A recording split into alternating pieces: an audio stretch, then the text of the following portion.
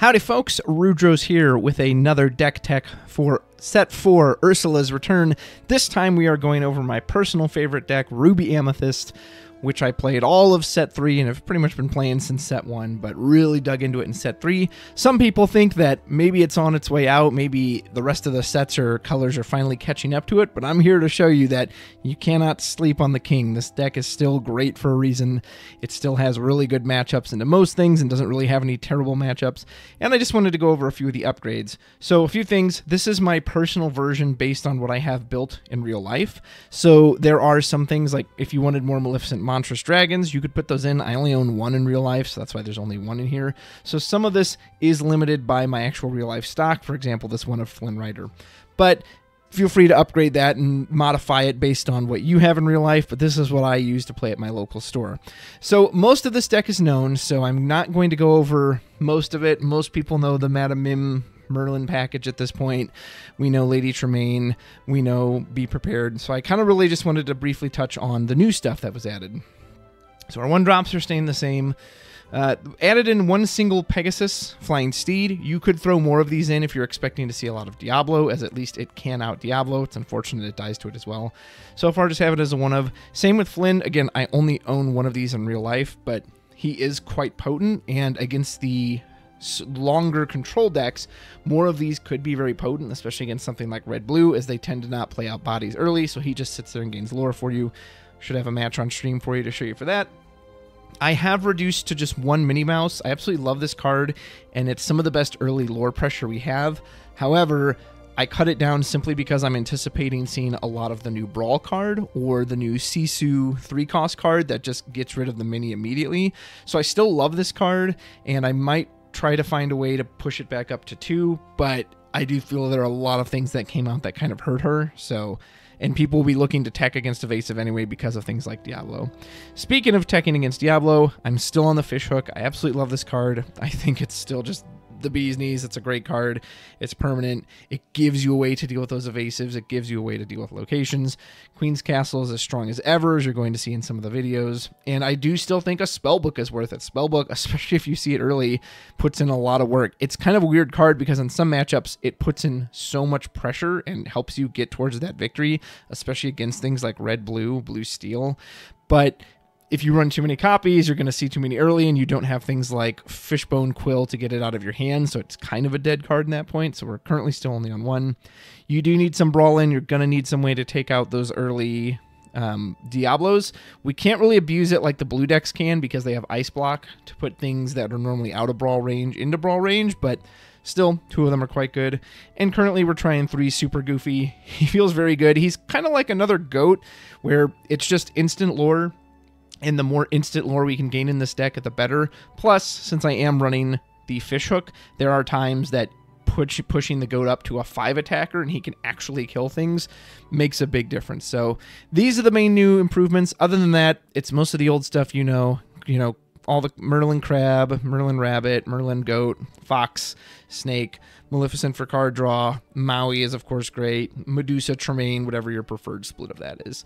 So, can the king, the reigning champ of Disney, Lorcana, as it's been around for so many sets now, still maintain in Set 4? Let's go. I'm going to show you just how good it is. So first, we have a red-blue matchup. Red-blue, or Ruby Sapphire, is considered early in the meta to be the strongest late-game controlled deck that Lorcana has, with things like Tamatoa, Lucky Dime, Bell to just pop a bunch of lore out of nowhere. This is most likely going to be the late-game deck to beat. So can we beat it? Is our deck fast enough? It has all the removal benefits that we have, but also it can ramp to that high-end stuff very quickly, whereas our deck still just ramps 1 a turn. We've got to take 7 turns to be prepared. We don't have a way to cheat that. So what do you do when you're facing this? What I'm doing right now. Try to go quickly. This is a great match to see a card like Cusco or even Pegasus, where you don't want to bounce back your 1-drop with Snake because you want to try to put on as much early lore pressure as possible. This is a matchup I'm pretty happy to see Minnie Mouse in, because even if I drop Minnie Mouse on turn 3, let's say I'm going first, and then they respond on their turn 3 with a brawl. Yes, it sucks to kill her, but that also means they're not ramping. And if they're not ramping, that means they're on even footing with you. And if they're on even footing with you, I actually favor our deck a lot more, as we have things like Goat, Snake Bounce for all that instant lore. We have things like Castle, which isn't going to look super strong here because Maui and not Tremaine, Mother Gramatala are going to out it. But again, he has to now spend his turn 5 doing that. He's not getting ahead of me in ramp. I'm completely keeping up with him in ink, and we've gone second. So our opponent can sing how far I'll go with Maui, but that's okay. I'll quest with Cusco. Go ahead, give me a card in hand. I have no issue with that. Now, despite having 3 Be Prepareds in hand, which is going to be great when I can get there, but for the most part, they're just kind of dead cards right now. Flynn is, of course, not very useful here, so I just go ahead and get rid of him. But here you'll get to see Super Goof's power. Super Goof, instant 2 lore, hit Gramatala. Boom, I'm on 10 lore. I'm halfway to victory right now. And my opponent has not been able to go into their Flaversham by putting out threats like the castle that they have to answer. Again, they now have to spend time doing that. If they go into the Flaversham plan, then my cards just continue to sit there and quest and get bigger and bigger and bigger. And since they committed more to the board with cards like Scuttle, which is a very, very good card and a great improvement for that deck, now I've got a pretty clean pass to just wipe the board if I wish, but I actually take the moment and say, nope, it's okay. I'll put myself on the Be Prepared ink, but I'm going to get the Merlin out. I want to get as much out of this card as I possibly can. And so he's going to hit it with 2 ice blocks and then waste a brawl on it. On a Goat, okay, that Goat just got me 2 lore, and I pulled a brawl out of his hand to do it. He can only quest for 2. And here, I'm valuing the lore pressure because I don't feel compelled to Be Prepared this board. Remember, think about how you use your Be Prepareds. You don't have to use it when the board is big. This Maui isn't doing anything for him right now. It's not questing him towards victory. He's only questing to a turn. Yeah, he just committed 8 ink for a Sisu. Okay, now that's a questing threat, so now we throw out the Be Prepared to get that off the board. Make sure you're getting rid of big questers. That's what you care about. Perfect time for the Goat. We'll bounce that back with Mim. All right, we're ready to play it again next turn. We're at 14 lore. We have 10 ahead of our opponent. We don't need to Be Prepared. 2 Madame Medusa. Oh no, we took out a Snake. Snake already did its job. We now have a Goat in hand that represents 2 more lore. Goat, get lore. Go ahead. If he takes this out, I'm going to 16. Now, my hand isn't amazing, and I'm not seeing a ton of card draw. So he puts out a Sisu that, yeah, he wiped the board with the ice block, and then I got lore off of it. And again, now he has 5 lore on the board, so I can just Be Prepared. Goodbye to that. And I've got another Goat in play. So he finally gets to the Flaversham, now starts digging for items, and this is where the deck can get kind of scary, especially if you have ways to keep ramping up. But right now, we're on the same amount of ink. It doesn't actually matter if you have more cards in hand, because I have the superior lore stuff, at least when the game is this young, so to speak. So knowing that, I don't want him to keep getting cards in hand. I just go ahead and use my 3rd Be Prepared. Ended up using all 3 of them. Don't sleep on that card. I know some people are talking about cutting that card. Don't sleep on it.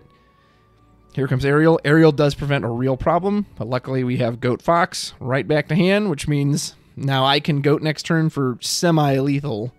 Obviously, it's going to have to die first, but this Ariel's a bit of a problem, right? So again, you can see the power of this deck. He didn't even get to some insane ramp. It's not like he's at 12 or 13 ink here.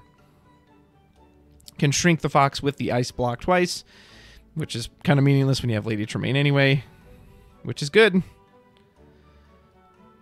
And he's starting to get to that really scary territory, but we draw into our Fox, play the Goat, and the Fox is just going to get us the win right here and now, just to make sure he didn't drop dime or anything that would have stolen it. So you can do it. You've just got to go faster against that deck. Do not try to take blue-red late, because you will fail. Next, show you what it's like in the mirror match. Pretty fun start here, as we've got Olaf or Rafiki. Usually, so who do you pick between Olaf and Rafiki? It just really depends on the matchup. If it's against Steel, I tend to favor Olaf, because if it's Steel, if you put out Rafiki turn 1, they can just hit it with a Fire the Cannons. Turn 2, they can hit it with a Baboom. Whereas Olaf, even if they fire that off turn 1, he's going to survive. And then obviously if you have Snake, you can bounce it back to hand. Because if you're planning to go in on Snake, you got to do something. Now look, here's a good example of this Flynn Rider. So I put it down turn 2. What are you going to do? You can't Snake on turn 2 because you didn't put anything out turn 1. Snake would be the instant answer. So you can put out Cusco.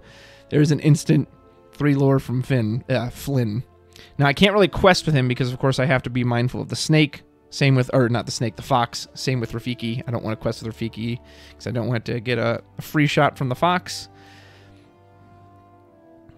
He inks a brawl. He could fire it off on Flynn. Okay, so he puts the fox out. So now he does have the superior attack, so Flynn's just going to sit there at this point. So I opt to sing Friends with Maleficent. And I think I just go in on the spellbook. Yeah, say, okay, let's put on early pressure. When you get the spellbook early, keep those guys up. I don't need to put the pressure. I am now going to be gaining 1 lore a turn. So I'm already ahead of my counterpart. Granted, I went first, so that helps, but... I trade out the fox with... And now I can put the goat down. Now I am threatening the Flynn. Add 1. Boom. Another one with the spellbook. Spellbook can be really good early, especially in a mirror like this or in the red-blue. So he has to blow a brawl now on that Flynn because it's just going to give me another 3 lore if he doesn't. Which I'm okay with because I still have the better board presence and I have the spellbook. So I'm going to be ticking up slowly, slowly, slowly every turn. And he's going to have to answer what I do. Does bounce rabbit with snake. So snake, of course, is a threat to take out our goat here. But I'm okay with that, yeah. And see, over the friends even. Don't always be suckered into singing Friends. Here I opt to do it with the goat. But don't feel like you have to do that. In this situation, I felt it was correct because it's a goat. Because if he kills the goat, I'm getting lore from it anyway. Particularly if you're using a character like Minnie Mouse. I think Minnie Mouse is way better as lore pressure than she is for singing a song. So if I ever put Minnie Mouse out, I don't think I've ever sung with Minnie Mouse once. Is running Teeth and Ambitions, which is a very good tech against Diablo. So if you're running against a lot of Diablo wherever you're playing, absolutely you can put in Teeth and Ambitions there. Here I just do a natural cast of Friends on the other side and hit another on the spellbook. And that spellbook is slowly ticking up. They can't answer this spellbook. Ruby Amethyst, that's one of our weaknesses if you're playing these colors. We can't really answer items. So this spellbook just says, you're on a clock. You are on a clock, and I'm just going to keep going and going and going and going and going. King Undisputed does force me to get rid of Maleficent. If you can find room for that spell, and here's a really good instance of Super Goof. Yuck! Gosh! I'm going to punch you in the face! Bounce him back to reset the damage on him. Hit 1 more for the spellbook. And at this point, I feel like, I don't think I need Maui. He needs to answer me. I don't need to answer him. And the snake cuts off the Flynn Rider. You can see there's just nothing like Ruby Amethyst, and the way the Merlin Mim package works can just do so much. As you can see from our opponent, too. So now, he's got not only the castle, but he does have the Flynn. But hey, okay, you want to play those games? I can play those games. Look at that. Castle gone immediately. I now have the same strength body you have for Flynn, so it's not going to work. And I'll just bounce the snake back too, rebounce again. So now I still have the same body as you, or same attack power as you, so your Flynn Rider doesn't trigger. Oh, and mine's readied now, so you can't just attack it. So he has to blow Lady Tremaine on a fox that's more than done its job. And I imagine at this point we're just going to fire off the Be Prepared, which we do now. And I could put out the mini there. I was tempted. I can ink put out the mini. Why? Get the guaranteed lore. You don't have to do that. So here comes the dragon. I don't need to kill the Flynn as long as I have the bigger body. I just go ahead and get rid of the goat so he can't do his own bounce shenanigans. 1 closer. Now we're on 16. King Undisputed. Okay, you got rid of my dragon. Nice. If you quest with that thing, Super Goof's coming out to get it. And he knows that, so he's going to sit there. So now I put out Pegasus, 1 with the book, and Minnie Mouse. Okay, I'm on lethal. What are you going to do? I even bounced the Pegasus just to have the bigger body and the snake. Even if you answer this board, the book is putting me 1 closer. Yeah, in these mirror matches, or even in the blue-red matchup, the book is so big. Again, not as good against steel. Opponent still going in on the Flynn Rider. All right, well, there's Tremaine. Go ahead and get rid of your Flynn Rider. Congrats, you paid 2 for nothing. And the book's going to put us 1 more closer. Yeah, and they just give up at that point. All right, you got it. You cannot contest that spell book. How good is Flynn Rider? I think he entirely depends on your matchup. Again, if you're going against another control-ish deck and you can get him out early, I think you can put in a lot of work. But Ruby Amethyst is good at putting out strong attack bodies early with the snake and the fox. So he does feel a little dead in this matchup, except you can kind of manipulate it to your advantage.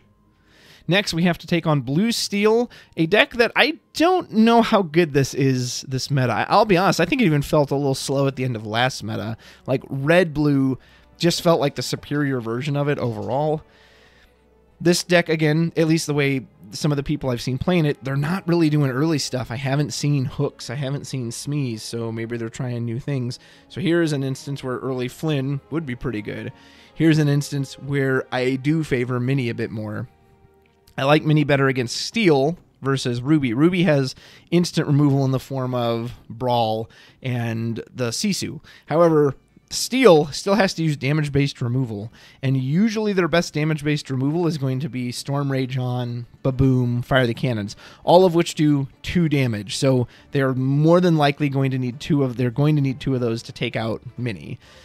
Other than that, they'll need some other way to like ping her up for that last one, like a Robin Hood or a Strength of a Raging Fire. But again, they tend to not play a ton of bodies early, I guess, depending on the build you're going. This person's running Scuttle, so I'm assuming this is a heavy item build with the Fortisphere, which is a really good effect. So quest, yeah, I put out Mini. Say, all right, go ahead. Do you want to take... And the other thing with Blue-Gray is they want to ramp up. So again, it's turn 3. If you've got a Fishbone Quill and you want to ramp... You need to jam it out there and ramp. If you want to take time off to address my Mini, okay, you're not getting way ahead of me then. And at least in my experience, that's how Ruby Amethyst combats these matchups, is try to, as best you can, keep them on pace with you. I could have hit that with Super Goof, but I said, again, I'm just going to go for the Spellbook. Go ahead, throw out Benja. If you've got it, throw Benja out. Are you even running it? A lot of these lists have cut Benja because they're just trying not to even deal with these items. They're trying to do their own thing. He could Benja here, and yeah, that would feel a little bad, but because of the way I use my ink, I at least got 1 lore off of the Spellbook, and then he's going to throw a Benja out, and that'll be a good chunk of his turn. That's 3 ink right there. Opponent ends up singing How Far I'll Go, which is a good effect, and then they can cast it again. So now they are starting to get to that ramp, but I'm already on 5, and yeah, he's got plenty of card draw. He's got the Flaversham, which I'm about to cut off, most likely with the Maui. No, actually, I do. I think that was an error. I remember doing this, and I remember thinking, oh, I'll just kill it with Maui to cut off his card draw. And then I went, whoops. I was so into the Spellbook, as I've been saying, I accidentally tapped it right away and then realized, oh, crap, I can't throw Maui out. Well, whatever. All right, too late. So I didn't throw Maui out like I intended to, but I am on 9 lore. There, he had to use his Flaversham, so he's not even getting more card draw. He had to burn it on a Long Game Zeus, because he realized, hey, I cannot let this Minnie Mouse, in addition to the Spellbook, just keep piling up lore on me. Now, he does play Ariel. Ariel is a good answer. You can see I consider there for a moment, because I know my only real way to answer Ariel is wipe the board with Be Prepared, or if I draw into Lady Tremaine and get her alone, Lady Tremaine can get rid of her. But this Ariel can really help them catch up, and this is where these decks can be dangerous. He's 2 ink ahead of me. Now he's about to be even more ink ahead of me. And she can quest for a lot. Although, once she quests once, if they don't have the dime, which now they do, but he can't use it, she's easy fodder for the Maui. So the kind of nice thing is, because he quested, I don't even need to use Be Prepared at this point. And I'm not forced to feel the pressure of questing. I can attack because I have the Spellbook, and now I have the Queen's Castle. Move both of them to the castle.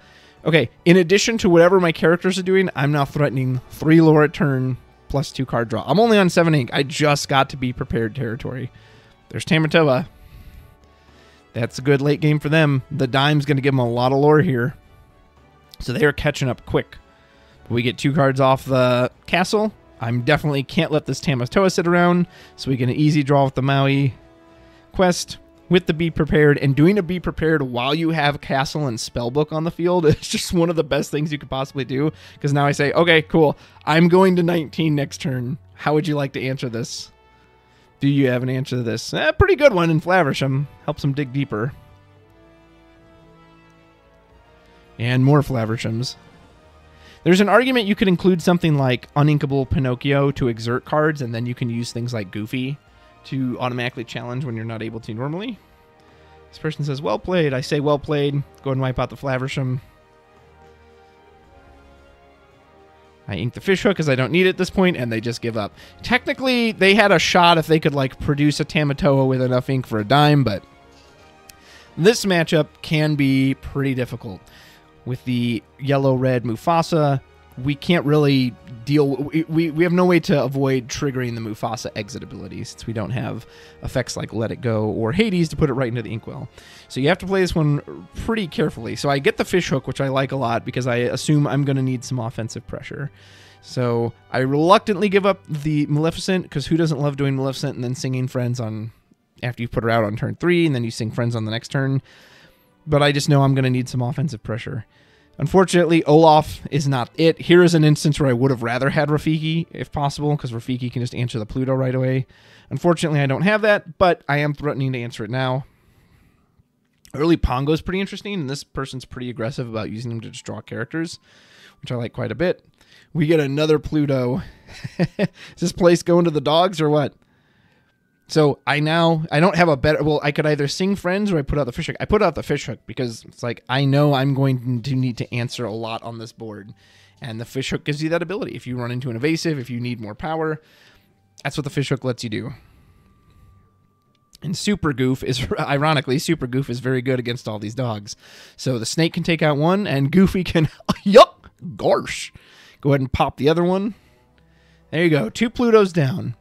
Not a great board. We still have Mufasa to deal with. We still have a Pongo that can keep drawing them into cards and a Pluto that can keep ramping them out. Oh, man, double Mufasa. Well, that doesn't feel amazing. Not going to lie. So how do we choose to deal with this? I opt to give Goofy more from the hook. He stays alive. I get 2 lore.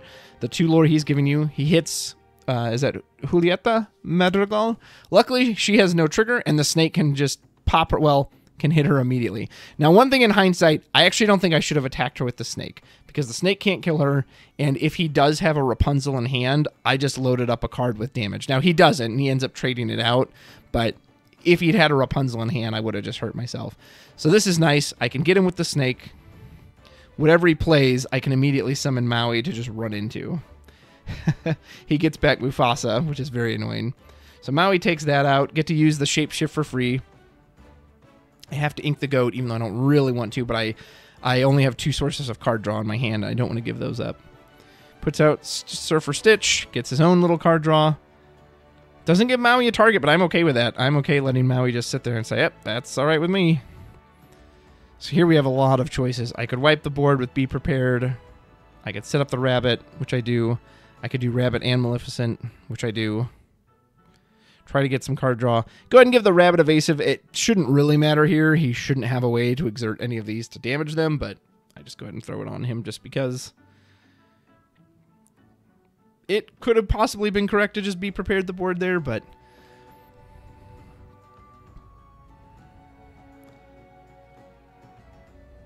I opt not to.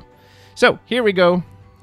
I think I might just Be Prepared at this part, and maybe I just nope, I can power up the Maui. See, and normally a single Maui can't take that out. Now I opt to try to put on my own reverse pressure. And the reason I do like getting the castle out first, not only am I threatening a lot of card draw, if I do now need to Be Prepared, the castle is still sitting there getting me lore. And I get one off my Rabbit. Opponent puts out a dragon. Oh, what a hit. What a hit. Now I'm like, okay, well, I definitely have to Be Prepared now. But at least my castle's going to stick around. Boy, would I love to get out that second one. No spellbook this time. And as long as he doesn't get a good hit off of Mufasa. Oh, no, it's Mickey Mouse, brave little tailor. Oh, the groan I let out. I was just like, no. And then another Mufasa. Yeah, I'm trying to stab, like, it's like what Jafar says to Aladdin. How many times do I have to kill you, boy? So here's the tricky part, too. I can Tremaine the Mufasa, and I could technically shift Tremaine, but he brings out not the Ariel, the Rapunzel. If Mufasa didn't bring out another character, I could have just shifted Tremaine on top, and then I get rid of the Mickey. But I can't do that. My dreams of getting to the second castle seem pretty over. But I opt to try to hold on to it just for now. This Mickey, Rapunzel, I mean, they're going for 6 right now. I do not have another Be Prepared. Oof, cuts off my card draw. And despite having the hook, we just don't have any way to get in quickly. Again, I can shift Tremaine to take out 2 things, but that Mufasa, there's so many Mufasas resolved. So this one goes south for us, but in spite of all of that, I mean, think of if you've faced this type of deck before. How many times you've faced that many Mufasas and it just goes wretchedly, right? In spite of all that, we're getting to 13 lore. We're getting very close. And we were able to... He got such a fast start with the Plutos and the Mufasas, and we actually answered it pretty darn well. I think if this brave little tailor specifically hadn't come out, something with evasive like that I couldn't just attack, we might have had a chance. So topping it off, match up against blue and gray. And this one should show you the power of an early Flynn Rider and why you may want to consider going in on more in his deck. It's a bit of a deck building balance, right? There's no sideboard in this game, so are you teching against things like green-purple and Diablo? Are you teching against late-game decks like blue-gray or blue-red? You'll have to figure that out, because Brawl is really good against some of the decks and not so good against some of the others. But here, since our opponent's not putting anything out, I say, okay, well, here's Flynn Rider. Deal with him. And now, if your opponent doesn't have a Smee, basically this Flynn is just going to threaten so much lore. And what I love about going against colors like this is I know in these colors there's nothing that gives Rush. There's a few things that give Challenger, so it's possible that he could give the Scuttle Challenger. But I'm like, I don't think he will. So I think I opt a quest with the Flynn. Yeah, saying, go ahead. I know you can run a Scuttle into it, but you're going to have a card that specifically gives him Challenger, which again is slowing down your ramp. And if they are not ramping, you are taking away the advantage they have by being in blue. Our opponent realizes this, says, yep, okay, well, I'm just going to ramp. That's how I beat you as I get to the late game. Which means coming up on our 4th turn, before we've even inked, this Flynn Rider frenemy is going to put us all the way up to 9 ink. Or sorry, 9 lore. I always get those terms mixed up. Lore and ink. Opt to get rid of a friend since we have a castle and 2 rabbits. And say, okay, what do you got? It's your turn. It's now your turn 4. You're ahead because of your 1 jump. I'm already on 11 lore.